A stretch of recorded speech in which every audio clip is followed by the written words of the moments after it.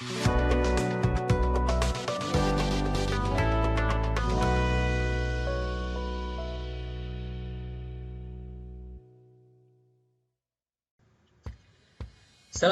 warahmatullahi wabarakatuh. Dalam kesempatan kali ini saya memakai toga ya. Dalam artian di sini saya baru kemarin tanggal 22 Desember 2021 menyelesaikan wisuda di Sentul International Convention Center.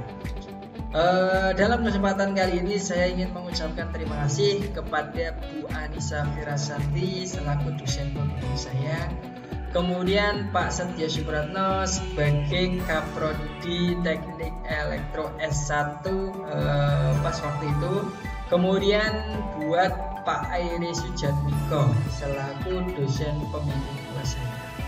Oke, saya mengucapkan banyak-banyak terima kasih dan serta teman-teman rekan kerja semuanya sehingga bisa menyelesaikan pendidikan S1 saya.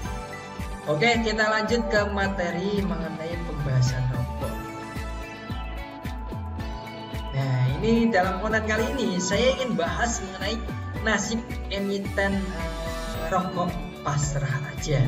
Nah, di sini kita ketahui ya di berita sudah beredar bahwa cukai rokok untuk tahun depan atau rata-ratanya itu naik 12%.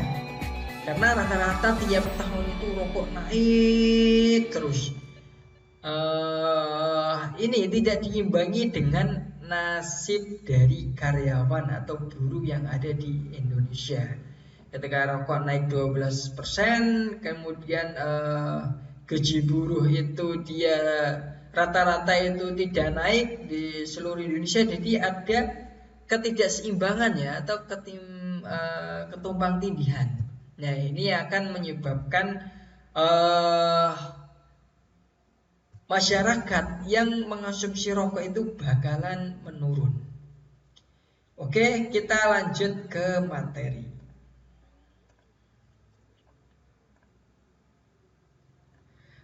Dan kita ketahui ya, di sini ada banyak sekali emiten rokok. Yang pertama adalah HMSP atau HM Sampurna. Dia untuk saat ini di harga 900 sekian. Untuk nilai PIR-nya dia di 15,39, price book value di 4,16%, dan dividennya dia terakhir ngasih 7,43%. Ini cukup tinggi ya.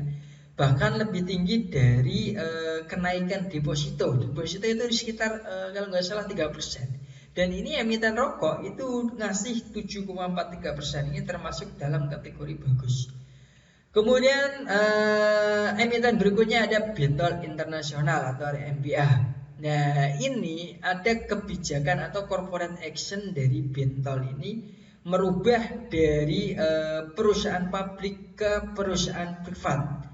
Kalau nggak salah itu dibeli oleh British Tobacco ya. Jadi harga untuk saat ini di harga 300 sekian, itu akan dibeli oleh British Tobacco di harga 1000 sekian. Nah, untuk paymentnya kurang paham ya untuk kapan jadwal pembayarannya, tapi udah fix di harga 1000 sekian. Nah, artinya apa? Teman-teman yang pegang saham Bentol ini udah naik sebanyak 3 kali lipat. Yang tadinya di harga 300 itu naik ke 1000 sekian. Jadi saya mengucapkan selamat ya buat teman-teman yang udah pegang Bentol dan nanti pas waktu paymentnya dibayar dengan harga lebih tinggi. Kemudian ini ada saham Gudang Garam atau kodenya itu GGRM. Nah, ini untuk per sekarang di 10,86 kali, price book value-nya di 1,04, dividend yield-nya itu 8,35%. Ini untuk Gudang Garam ini termasuk dalam high dividend atau emiten yang memberikan dividen cukup tinggi ya, 8,35%. Nah, kita bandingkan, tapi untuk nilai PER dan price book value-nya ini masih bagus dibanding dari HMSP. Kemudian ada saham Wismilak Inti Makmur atau WIMM. WIIM. Nah, untuk pair-nya di angka 6,83 kali, kemudian price book value-nya di 0,80, kemudian dividend yield-nya itu 4,34%. Nah, ini termasuk dalam saham rokok dengan nilai fundamental yang bagus. Ini di pair-nya di 6,83, kemudian price book value-nya udah under value di 0,80 dan membagi dividen 4,34%. Nah, tapi sayang, untuk kepemilikan Bismillah ini kalau nggak salah itu publiknya udah banyak. Jadi untuk menggerakkan saham itu agak susah ya, karena saham yang beredar di publik itu cukup banyak. Artinya si bandar itu harus punya modal banyak buat menggerakin saham Bismillah ini. Kemudian selanjutnya itu ada Indonesian Tobacco atau kode sahamnya adalah ITJ. Nah, itu untuk pair-nya itu 13,24 kali, kemudian price book value-nya di 0,9 kali dan dividennya itu 0 atau dia tidak membagi dividen.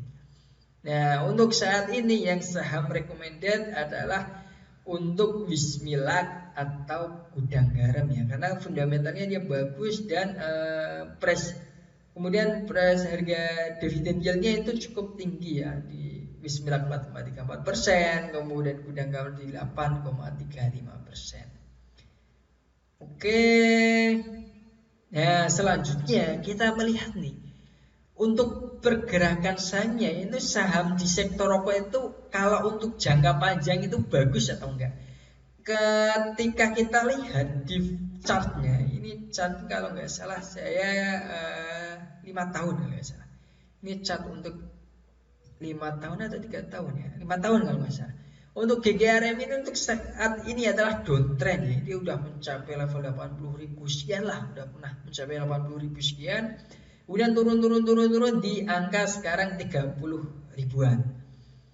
Kemudian di HMSP itu HMSP dia juga downtrend ya, dari 4.000 sekian ke 900 sekian lah. Untuk Bismillah ini downtrendnya nggak terlalu tinggi ya, karena udah dikerek di tahun kemarin ya, di tahun 2021 awal 2020-an lah dia dikerek ke atas, kemudian dia saat ini lagi downtrend. Kemudian ada ITJ, kemudian aja RMBA. Nah, ini RMBA ini selamat ya buat pemegang saham RMBA karena dibayar oleh British Tobacco 3 kali lipat. Yang tadinya duit 50 juta jadi 150 juta. Jadi selamat ya buat teman-teman yang pegang RMBA. Kemudian ini saya ingin menceritakan sedikit mengenai Putra Sampurna. Di mana Putra Sampurna ini lahir 13 Oktober 1947. Itu merupakan beliau ini generasi ketiga dari keluarga Sampurna ya, dimana Sampurna ini termasuk keluarga konglomerat atau keluarga kayaan lah, orang yang kaya di Indonesia. Dia adalah putra dari Lim Swee Ling atau biasa kita sebut sebagai Aga Sampurna, dan cucu dari Lim Sing Ti atau pendiri dari Sampurna itu. Saya ingin menceritakan di mana Putra Sampurna ini termasuk orang yang pintar ya, bisa melihat masa depan, kemudian dia ambil kebijakan yang strategis ya.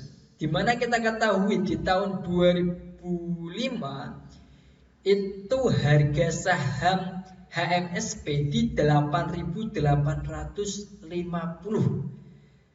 dan si Putra Sampurna itu menjual ke Philip Morris Internasional melalui Philip Morris Indonesia di harga 10.600 atau akuisisi saham ya. Jadi penguasa saham tertinggi sekarang di Philip Morris, yaitu sekitar 93% kalau nggak salah, 93%-an lah.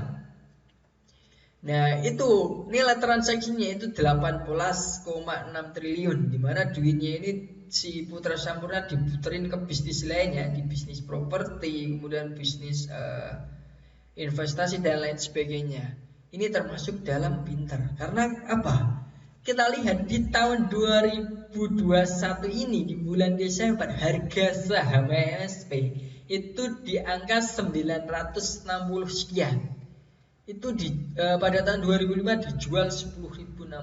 Jadi ketika si Putra Sampurna itu masih pegang saham, kemudian sahamnya turun di angka 900 sekian, itu udah selisih kurang lebih 10 atau 11 kali lipat.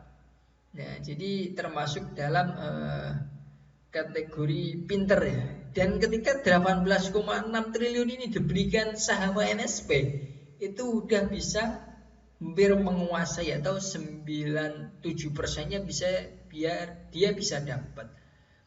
Oke, ini mengenai storytelling singkat dari Putra Sampurna yang kita bisa jadikan sebagai apa ya? Ibarat kata motivasi atau jangan takut untuk mengambil kebijakan. Oke, kita lanjut. Nah, kita lihat nih, untuk sektor rokok untuk saat ini itu masih termasuk dalam kategori bagus atau enggak ketika kita pegang sahamnya. Kita lihat histori cukai hasil tembakau 7 tahun terakhir di 2005 98,72%, 11, 10, 10, kemudian 0 di 2019 ini 0, kemudian 2 ini sebenarnya bukan 0 ya, 0, sekian lah, nggak mungkin dia bakalan 0. Kemudian di tahun 2020 di 23,05, jadi naik drastis ya. Kemudian di 2021 di 12%. Ini hasil tembakau selama 7 tahun terakhir, dan ini adalah tarif cukainya. Ini adalah tarif cukainya. Jadi tiap tahun itu dia cukai hampir naik ya. Naik 8, 11, 10, 10. Cuma di tahun 2019 ini nih karena ada pandemi begitu, ada pandemi, kemudian dia 0 ya. Tahun 2020, kemudian 2021, jadi tiap tahun naik. Ketika tiap tahun naik, itu memaksa harga rokok itu harus dinaikkan. Karena ketika tidak dinaikkan, ya perusahaan bakalan bangkrut karena dia udah naik setiap saat nih untuk cukai rokok ini. Kemudian untuk kita lihat untuk produksi hasil tembakau, ini untuk 2015 342, 341, 336, 332, 356 dan 321 ya hampir kurang stabil 2020 ini turun. Kemudian penerimaan cukai hasil tembakau ini juga negara termasuknya dapat duit banyak nih dari cukai rokok ini. Di mana ini dalam satuan triliun. Dalam 2015 aja dia udah dapat 144 triliun, 143, 153, 159, 172, dan sekarang tahun 2020 176. Dia udah dapat duit banyak dari cukai rokok. Jadi teman-teman yang rokok itu udah menyumbang negara yang sangat banyak sekali. Kemudian kita lihat di data statistika. Ini dari survei sosial Indonesia Ekonomi Nasional itu tahun 2020 untuk persentase perokok penduduk di umur 18 tahun lebih itu 28,69. Kemudian tahun 2019 2903. Saya bacanya dari 2018 dulu. Dia 32, kemudian turun 29, kemudian turun 28. Jadi untuk kebijakan di masa Jokowi ini dia perokoknya udah mulai downtrend nih, dan khususnya kebijakan dari Ibu Sri Mulyani yang dia kan cewek ya atau ibu-ibu, jadi nggak suka merokok ya, otomatis dia ketika nggak suka merokok ya ambil kebijakan yang rokok itu ditekan terus, cukainya dinaik-naikin, kemudian ada kebijakan kontroversial lah untuk Bu Sri Mulyaninya. Itu kalau untuk kepentingan nasional itu juga bagus ya, dimana rokoknya masyarakatnya jadi lebih sehat. Tapi keuangan negara juga dari sektor rokok menurun juga. Ini juga ada dua kepentingan nih. mau cukainya dia dapat tinggi tapi si masyarakatnya dia rendah. Nah, ini ada dua kepentingan dari Ibu Sri Mulyani ini. Oke, kita lanjut slide berikutnya. Oke, terima kasih. Slide-nya sudah selesai. Jika konten ini bermanfaat, minta tolong di subscribe, like, dan komen. Terima kasih.